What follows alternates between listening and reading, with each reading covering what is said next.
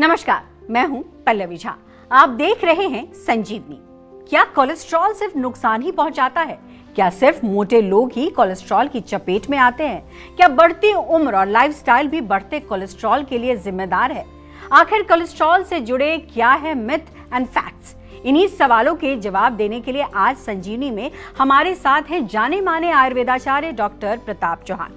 Sir, आज मेरे पास बहुत सारे इंटरेस्टिंग सवाल हैं जो कि कोलेस्ट्रॉल से जुड़े हुए हैं। तो सबसे पहले मेरे जहन में जो सवाल आया ऐसा, वो ये है कि कोलेस्ट्रॉल अगर विलेन है जी तो बॉडी क्यों बनाती है खुद? देखिए, बहुत अच्छा प्रश्न है। कोलेस्ट्रॉल विलेन नहीं है, कोलेस्ट्रॉल हीरो है। और ये जो हीरो है इसके बारे में बहुत कुछ हमें मालूम नहीं है, केवल उसकी बुराइयों के बारे में ही हम जानते हैं, उसकी अच्छाइयों के बारे में नहीं जानते। इसलिए उसको जो है, उस हीरो को हमने विलेन बना दिया है। बॉडी जो है कोलेस्ट्रॉल बनाती है क्योंकि ये हार्मोन्स बनाने के काम आता है। इसके अलावा जो कोलेस्ट्रॉल है सेल्स की हमारी वॉल्स को भी स्ट्रॉन्ग बनाता है, विटामिन डी और बाइल बनाने का में भी हेल्प करता है। प्रॉब्लम कब होती है?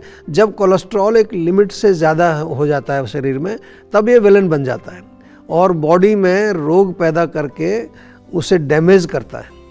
डॉक्टर चौहान, क्या बढ़ा हुआ ट्राइग्लिसराइड या बैड कोलेस्ट्रॉल एक स्कैम है या वाकई इसमें कोई सच्चाई है? क्योंकि बहुत सारी ऐसी चर्चाएं होती रहती हैं। देखिए, स्कैम तो नहीं है, समझने की आवश्यकता है। क्योंकि बैड कोलेस्ट्रॉल जो होता है, जिसको एलडीएल कहते हैं, या हाई ट्राइग्लिसराइड जो हमारे शरीर में जब हो जाते हैं, तो वो एक सिग्नल है हमें सावधान होने के लिए, एक चेतावनी है। अगर एलडीएल थोड़ा सा भी जो है बढ़ जाता है, लेकिन उसके साथ साथ आपका पाचन ठीक है, शुगर कंट्रोल में है और लाइफस्टाइल आपका अच्छा चल रहा है, तो फिकर डोंट वरी, कोई डरने की ज़रूरत ही नहीं है। अगर एलडीएल हाई है और इंसुलिन रेजिस्टेंस आपका है, इन्फ्लेमेशन बॉडी में है, साथ में आपको जो है कुछ और भी लाइफस्टाइल की प्रॉब्लम है, तो फिर आप डेंजर जोन में ज़रूर चले जाते हैं। हाँ, कोई आपको रिपोर्ट देख करके डरा रहा है और रूट कॉज के बारे में बात ही नहीं कर रहा है कि क्या इसका मूल कारण है, तो फिर वहाँ डरने की ज़रूरत नहीं है, ये फिर स्कैम हो सकता है। तो मैसेज क्लियर है, नंबर्स को समझो और उनसे घबराओ नहीं, आयुर्वेद से जुड़िए। अच्छा डॉक्टर, एक बार ये भी समझना चाहूंगी, क्योंकि कई बार क्या होता है ना कि जीरो कोलेस्ट्रॉल डाइट आप ले रहे हैं लेकिन रिपोर्ट्स जो है वो हाई आती है और वो चिंता में फिर डाल देती है, और उससे मुझे लगता है जब भी ना हो कोलेस्ट्रॉल तो भी हो जाता है। देखिए, बहुत अच्छा प्रश्न आपने पूछा है। रीज़न सिंपल है, कोलेस्ट्रॉल भोजन से नहीं बनता, बॉडी में भी कोलेस्ट्रॉल बनता है। भोजन से थोड़ा बहुत बनता है, लगभग 20 से 30% भोजन से बनता है, और लगभग 70 से 80% जो कोलेस्ट्रॉल हमारे शरीर में बनता है वो हमारा शरीर बनाता है, हमारे लिवर में बनता है। ये बहुत इंपॉर्टेंट बात आपको समझनी है। इसीलिए अगर आप कोई डाइट की बहुत कंट्रोल कर रहे हैं, जीरो कोलेस्ट्रॉल डाइट खा रहे हैं, लेकिन फिर भी कोलेस्ट्रॉल बढ़ता है। स्पेशली जो है बॉडी का एक लॉजिक समझ लो, अगर आप लो कोलेस्ट्रॉल डाइट लोगे तो बॉडी बोलेगी सप्लाई कम हो रही है, प्रोडक्शन बढ़ाइए। ये ज़रा ध्यान रखना है आपको। और इसके साथ साथ अगर मानसिक तनाव है, सेडेंटरी लाइफस्टाइल है, तो कोलेस्ट्रॉल बढ़ता है। उसके कारण भी बढ़ता है, डाइट से ही नहीं बढ़ता केवल। कुछ लोगों में जेनेटिक रीजंस के कारण भी कोलेस्ट्रॉल बढ़ता है। इसलिए केवल डाइट ही कल्प्रिट नहीं है, बहुत सारी चीज़ें हैं जो कोलेस्ट्रॉल को बढ़ाती हैं, और कोलेस्ट्रॉल केवल डाइट से नहीं, बॉडी भी कोलेस्ट्रॉल बनाती है। लेकिन डॉक्टर चौहान, जो हमारे दर्शक अभी सुन रहे होंगे, बहुत सारे ऐसे भी दर्शक होते हैं जिनको कोलेस्ट्रॉल नहीं है लेकिन उनको जानना है। कई बार क्या होता है, हमारे शरीर को देख के पता नहीं चलता कि कोलेस्ट्रॉल है या नहीं है, तो कैसे फील होगा कि मुझे कोलेस्ट्रॉल है या नहीं है? देखिए, बहुत अच्छा प्रश्न आपने किया है, और इसमें लगभग मैं यही बताऊंगा कि फील वाला, इसमें कोई सिम्टम्स वगैरह नहीं होते ऐसे कुछ कि भाई बॉडी में आपको कुछ फील होगा। फील कब होगा? जब वो जाकर के कोई रोग पैदा करेगा, कहीं पर आपकी आर्टरीज में ब्लॉकेज पैदा करेगा, तो अब सांस फूलेगा, आपको कहीं जो है सीने में दर्द हो सकता है, या जहाँ पर भी कोलेस्ट्रॉल बढ़ा है उसके कुछ लक्षण दिखेंगे। अदरवाइज़ आपको इनिशियल स्टेज में वहाँ पर कोई लक्षण इस तरह के दिखाई नहीं देते। तो मैं बिल्कुल ठीक फील कर रहा हूँ, ऐसा लोग कहते हैं कई बारी, लेकिन जब रिपोर्ट कराते हैं तो एकदम से सरप्राइज हो जाते हैं कि तो कोलेस्ट्रॉल मेरा बढ़ा हुआ है। तो इसलिए आपको ध्यान रखना है कि बीच बीच में समय समय पर अब अपना रेगुलर चेकअप अवश्य करना चाहिए। खासकर 40 साल के बाद आपको अवश्य साल में एक आध बार अपना ब्लड का टेस्ट कराना चाहिए।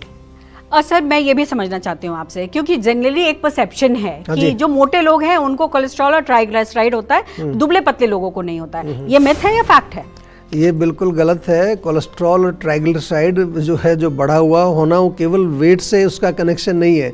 दुबले पतले लोगों में भी हाई कोलेस्ट्रॉल और हाई ट्राइग्लिसराइड्स हो सकते हैं, क्योंकि आपको समझना ये है कि कोलेस्ट्रॉल का कनेक्शन बॉडी वेट से ही नहीं है, वो हमारे पाचन संस्थान, जिसको कि हम डाइजेस्टिव सिस्टम, मेटाबॉलिज्म कहते हैं, उससे भी होता है। अंदर की जो चर्बी है उससे भी कनेक्शन होता है। कुछ लोग दुबले पतले दिखेंगे बाहर से, लेकिन उनका पाचन खराब होता है, उन्हें स्ट्रेस बहुत होता है, उनका लाइफस्टाइल बहुत सेडेंटरी होता है, और बाहर से दुबले दिखते हैं लेकिन विसरल फैट जो होता है ना, अंदर जो फैट जमा होता है, वो उनका बहुत होता है, फैटी लिवर उनका होता है। तो दुबले पतले होना और कोलेस्ट्रॉल का कनेक्शन ये कोई ज़रूरी नहीं है कि ये एक साथ साथ चलता है। इसलिए सिर्फ मिरर को मत देखो, कोलेस्ट्रॉल की रिपोर्ट भी देखो। अब मैं ये जानना चाहती हूँ आपसे, क्योंकि बहुत लोग कहते हैं कि भाई जेनेटिक तो नहीं है, क्योंकि मम्मी पापा को था तो हमें हो गया, लेकिन हम कई बार देखते हैं कि फैमिली हिस्ट्री है तो भी नहीं होती, और कई बार फैमिली हिस्ट्री है, लाइफस्टाइल कुछ इधर उधर है तो हो जाता है। तो क्या है इसका कनेक्शन? देखिए, फैमिली हिस्ट्री डेफिनेटली अगर है तो रिस्क रहता है, लेकिन जेनेटिक्स जो है, ऐसा समझ लीजिए, वो गन को लोड करती है। ट्रिगर जो है वो लाइफस्टाइल है, ये अब ध्यान रखना है आपको। अगर हाई कोलेस्ट्रॉल फैमिली हिस्ट्री में है आपके तो रिस्क होता है, पर रिस्क ऑटोमेटिक ही नहीं होता। यदि आपकी डाइट खराब होगी, लाइफस्टाइल अच्छा नहीं रहेगा, तो कोलेस्ट्रॉल पर कंट्रोल नहीं कर पाएंगे आप, वो नॉर्मल लाइफ आपको जो चलेगी वो नहीं चल पाएगी। तो यदि आपके परिवार में हाई कोलेस्ट्रॉल है जेनेटिकली, तो उसमें आपको कोलेस्ट्रॉल ऐसा होगा ये ज़रूरी नहीं है। बिल्कुल ऐसा बिल्कुल मत मान के चलिए। हाँ, आपको थोड़ा सतर्क जरूर रहना है, आपको अपने डाइट और लाइफस्टाइल ठीक रखनी है, क्योंकि आपके रिस्क फैक्टर तो हैं। सर, एक सवाल ये भी, क्योंकि जैसे ही हम कोलेस्ट्रॉल की बात करते हैं अपने आप हार्ट आ जाता है जी। और जब हार्ट आ जाता है तो खाने पीने की चीज़ों में तेल की बात आ जाती है। तो जब हम तेल की बात करते हैं तो वो रिफाइन, घी, सरसों का तेल, कोकोनट ऑयल, कौन सा तेल ऐसा है जो कि हार्ट को हेल्दी और सेफ रख सकता है? देखिए, सवाल आपका बहुत सिंपल है और इसका जवाब थोड़ा सा कठिन है। कौन सा ऑयल हार्ट के लिए अच्छा है, कौन सा ऑयल सेफ है, ये डिपेंड करता है क्वालिटी और क्वांटिटी, और तीसरा उसके पाचन पर। अच्छी वस्तु भी हानिकारक हो सकती है यदि उसकी क्वांटिटी हम ज़्यादा खाते हैं। बहुत अच्छी क्वालिटी का आप ऑयल कोई रहे, लेकिन उसकी क्वांटिटी ज़्यादा है। Excess of everything is bad. Ayurveda में कहते हैं अति सर्वत्र वर्जयेत, यानी कि जो अति मात्रा होती है वो नहीं खानी चाहिए। तो उचित मात्रा में आप घी का सेवन कर सकते हैं, सरसों का तेल भी ले सकते हैं, मूंगफली का तेल भी ले सकते हैं। ये सभी आपके हार्ट के लिए अच्छे होते हैं। कम क्वांटिटी में यूज़ करें, एक ही प्रकार का ऑयल हमेशा यूज़ ना करें, थोड़ा रोटेशन उसमें आवश्यक होता है, और डीप फ्राइंग ज़्यादा ना करें, कुकिंग के लिए उसका प्रयोग ज़्यादा करें। एक चीज़ और मैं पूछूंगी, जब रिपोर्ट्स आते हैं ऐसा जी, तो रिपोर्ट्स में जब दिखता है कि गुड कोलेस्ट्रॉल अच्छा है, तो क्या बैड कोलेस्ट्रॉल मायने नहीं रखता उस वक्त? देखिए, ऐसा बिल्कुल नहीं है। गुड कोलेस्ट्रॉल जो है वो हीरो है, पर इससे मतलब ये नहीं निकलता कि जो विलेन है, यानी कि जो बैड कोलेस्ट्रॉल है, वो हमारे सामने कुछ नहीं करने वाला है। ऐसा जब हीरो होता है ना, तो ऐसा थोड़ी कि विलेन कुछ नहीं करेगा, उसमें भी तो पावर है। HDL एक समझ लीजिए सफाई वाला ट्रक है, और LDL कचरा है। अगर कचरा बहुत ज़्यादा हो गया तो ट्रक चाहे कितना भी एक्टिव हो, रोड तो जाम हो ही जाएगा। HDL क्या करता है इसको समझ लीजिए, एक्स्ट्रा कोलेस्ट्रॉल को उठा करके लिवर तक ले जाता है, जैसे कचरे का ट्रक ले जाता है। तो डैमेज का जो रिस्क है वो थोड़ा कम हो जाता है। पर यदि LDL हाई है, ट्राइग्लिसराइड्स हाई है, शुगर कंट्रोल आपका ख़राब है, लाइफस्टाइल ख़राब है, तो सिर्फ HDL काफ़ी नहीं है आपका ये काम आपको उससे बचाने के लिए। इसलिए आपको जो है LDL को भी कंट्रोल करना है और HDL को बढ़ाना है, तभी आप जो है स्वस्थ रह सकते हैं। अभी तक तो मैंने हार्ट का आपसे सवाल किया सर, लेकिन अब मैं लिवर को जोड़ती हूँ यहाँ पे। जब हम हाई ट्राइग्लिसराइड देखते हैं तो ये सिर्फ हार्ट को नुकसान करता है या लिवर को ज़्यादा नुकसान करता है? इसमें कितनी सच्चाई में मतलब है? देखिए, ये बहुत अच्छा प्रश्न आपका है, और हाँ, काफ़ी हद तक ये सच है, पर पूरी पिक्चर को समझने की कोशिश करिए। पूरी पिक्चर क्या है? ट्राइग्लिसराइड का अटैक लिवर पर होता है, क्योंकि लिवर ही ट्राइग्लिसराइड की एक फैक्ट्री है, प्लस गोडाउन भी है, दोनों चीज़ें ही हैं उसमें, फैक्ट्री भी है और वहीं पर जमा भी होता है। जब ट्राइग्लिसराइड हाई रहते हैं तो लिवर में फैट जमा हो जाता है, आपको फैटी लिवर हो जाता है, इंसुलिन रेजिस्टेंस हो जाता है, शुगर कंट्रोल बिगड़ जाता है। हार्ट का नंबर कब आएगा? जब ट्राइग्लिसराइड लंबे समय तक जो है वहाँ पर जमा रहते हैं, एलडीएल भी जब बढ़ जाता है, ब्लड शुगर हाई हो जाता है, तब जा कर के हार्ट के अंदर जा कर के ब्लॉकेज पैदा ये करता है। तो पहली जो है ट्राइग्लिसराइड की जो चेतावनी है वो ये है कि आपको प्रॉब्लम आ गई है। हाई ट्राइग्लिसराइड एक चेतावनी है, पहले लिवर बोलता है प्रॉब्लम है, बाद में हार्ट बोलता है अब सीरियस हो गया है। सर, अभी तक तो हम जब भी कोलेस्ट्रॉल की बात करते हैं तो हम यही मानते हैं कि 40 के बाद जी कोलेस्ट्रॉल एक रिस्क हो सकता है, लेकिन यंग लोगों में भी अब कोलेस्ट्रॉल दिख रहा है, तो अब उनको भी चेक कराना जरूरी हो गया है। देखिए, काफ़ी लोग ऐसा सोचते हैं कि मैं तो यंग हूँ, मुझे तो कोलेस्ट्रॉल की कोई प्रॉब्लम हो ही नहीं सकती, मैं क्यों चेक कराऊँ। लेकिन कोलेस्ट्रॉल एज नहीं देखता। आजकल यंग लोगों का लाइफस्टाइल भी आपको मालूम है सेडेंटरी होता है। यंग लोग जंक फूड बहुत ज़्यादा खाते हैं, प्रोसेस्ड फूड खाते हैं, कोल्ड ड्रिंक्स, टोबैको और अल्कोहल, चाय, कॉफ़ी, इसका प्रचलन बहुत बढ़ गया है। और उसके ऊपर सबसे बड़ी प्रॉब्लम क्या आ गई है? स्ट्रेस बहुत अधिक आ गया है। तो ये सारे सिस्टम्स जो हैं, ये सारी चीज़ें जो हैं हमारे सिस्टम के विपरीत काम करती हैं। उसके अलावा नींद की प्रॉब्लम बहुत हो रही है। तो ये सारी चीज़ें, इनको कारणों को अगर हम जोड़ लें तो ये सारी कारण जो है कोलेस्ट्रॉल को बढ़ाने का काम करते हैं, और इसमें फिर एज का कोई कनेक्शन नहीं रह जाता। आजकल यंग एज में भी लोगों का हाई कोलेस्ट्रॉल देखने को मिल रहा है, हार्ट की प्रॉब्लम्स हो रही हैं, हार्ट अटैक हो रहे हैं, हार्ट फेलियर बहुत कॉमन देखे जाते हैं। इसलिए अर्ली एज में सावधान होने की आवश्यकता है। यंग होना कोई फ्री पास नहीं है, हेल्थ को मेंटेन रखना बहुत ज़रूरी है। लेकिन कई लोग काफ़ी ज़्यादा अपने हेल्थ को लेके कॉन्शियस होते हैं ऐसा, और जिम भी करते हैं, वॉक भी करते हैं, बहुत सारी चीज़ें करते हैं। ऐसे में एलडीएल एचडीएल को बढ़ाया जा सकता है क्या? हाँ, ये सही है कि नियमित अगर आप व्यायाम करते हैं उससे एचडीएल बढ़ता है, पर केवल कुछ दिन जिम करें और जाकर के एक सेल्फी ले ली, वहाँ पर अपने स्टेटस पर लगा दी, उससे बात नहीं बनने वाली। रेगुलर व्यायाम करना, वॉकिंग, जॉगिंग, साइकिलिंग, स्विमिंग जो भी करें, अच्छी तरह से एक्सरसाइज करना है। साथ में कुछ मसल स्ट्रेचिंग करें, योग करें, मसल स्ट्रेंथनिंग एक्सरसाइज करें, और ओवर एक्सरसाइज नहीं करना है। एक्सरसाइज के साथ अच्छी डाइट, प्रॉपर लाइफस्टाइल, गहरी नींद और एक हैप्पी माइंड का होना भी बहुत आवश्यक है। आपने सर स्ट्रेस की बात की थी अभी थोड़ी देर पहले, क्योंकि आजकल जो यंग जनरेशन है उसमें हम देखते हैं कि बहुत स्ट्रेस भी है, रात रात भर या तो सोशल मीडिया में लगे हुए हैं या फिर किसी वजह से उनकी नींद पूरी नहीं हुई, तो क्या वो भी कोलेस्ट्रॉल को बढ़ाता है? डेफिनेटली। स्ट्रेस हो, चाहे आपको रात को देर तक आप जागते हैं, नींद आपको जो है कम मिलती है, ये सभी साइलेंटली कोलेस्ट्रॉल को बढ़ाने का काम करते हैं। जब आप स्ट्रेस में होते हैं तो क्या होता है, थोड़ा समझ लीजिए। स्ट्रेस हार्मोन जिसको कॉर्टिसोल कहते हैं वो बढ़ता है, तो लिवर बोलता है इमरजेंसी है भैया, इसलिए ज़्यादा कोलेस्ट्रॉल बनाना शुरू कर देता है वो। हालांकि ये फेक इमरजेंसी है, उसको बॉडी में ज़रूरत नहीं है, ये माइंड से आया है।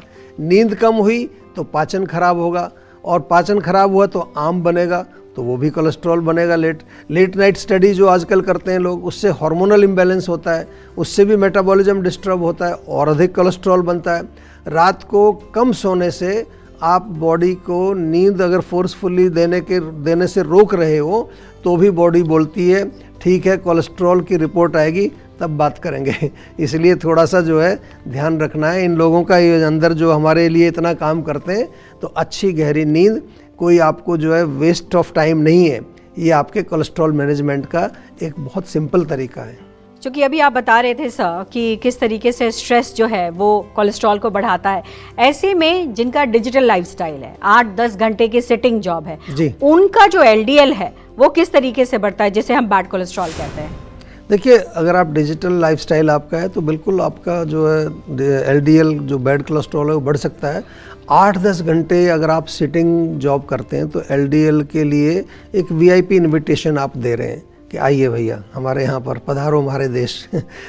अधिक समय बैठे रहने से मेटाबॉलिज्म स्लो होता है, खाना ठीक से नहीं पचता है, आम बनता है, यही आम जो है ब्लड में जा कर के मिक्स होकर के कोलेस्ट्रॉल, जो बैड कोलेस्ट्रॉल को बढ़ाता है। हाँ, एक रिसर्च के अनुसार अधिक देर तक बैठकर जो कंप्यूटर करते हैं, ये भी समझने वाली बात है, जो अधिक देर तक बैठ के काम करते हैं वो लोग, जो यानी कि जो डिजिटल लाइफस्टाइल वाले लोग हैं, वो लोग अधिक स्नैकिंग भी करते हैं। थोड़ी थोड़ी देर में कुछ ना कुछ उनको खाने को भी चाहिए होता है, और मोस्टली वो क्या खाते हैं, जंक फूड खाते हैं, प्रोसेस्ड फूड खाते हैं, कोल्ड ड्रिंक्स पीते हैं।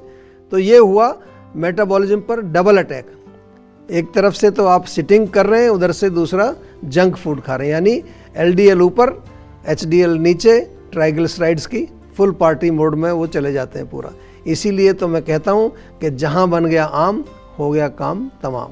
और अब उन लोगों के लिए सर जिनकी उम्र बढ़ रही है, तो उम्र बढ़ने के साथ साथ ही कहते हैं बैड कोलेस्ट्रॉल बढ़ जाता है और गुड कोलेस्ट्रॉल कम होने लगता है। ऐसा क्यों होता है सर, हमारे दर्शकों को बताइए। देखिए, जैसे जैसे एज बढ़ती है तो पाचन यानी कि मेटाबॉलिज्म स्लो हो जाता है, आम ज़्यादा बनेगा, फिर लिवर कोलेस्ट्रॉल को साफ़ नहीं कर पाता है, वो कमज़ोर हो जाता है।